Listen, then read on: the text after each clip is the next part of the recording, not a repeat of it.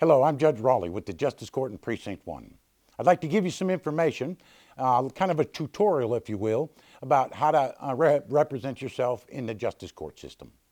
I want you to know that nothing I say should be construed as legal advice. And when you're filing your cases, you must understand that it's not proper for you to get any advice from the court staff at all.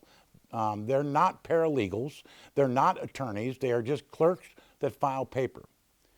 So when you come to court, what I find out is that a lot of people think that they can just walk into court and present their side of the story. Well, the Texas Supreme Court has wrote rules that pertain to the Justice Court, and those rules really are kind of relaxed if you compare them to some of the other court systems around the United States.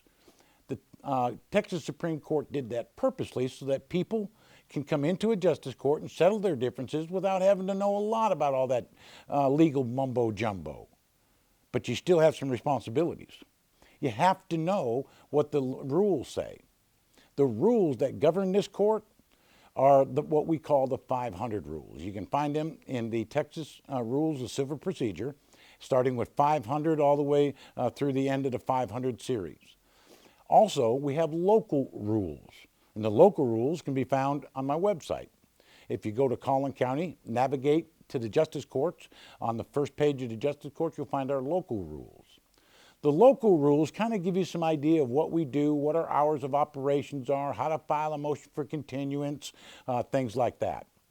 In the Texas rules, it basically tells you what your responsibilities are in filing for court. Prepare yourself. Know what your case is. Get your evidence together.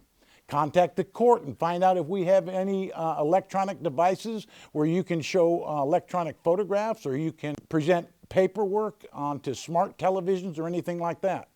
If you're a plaintiff, you have the responsibilities of making sure that you give the court all the information.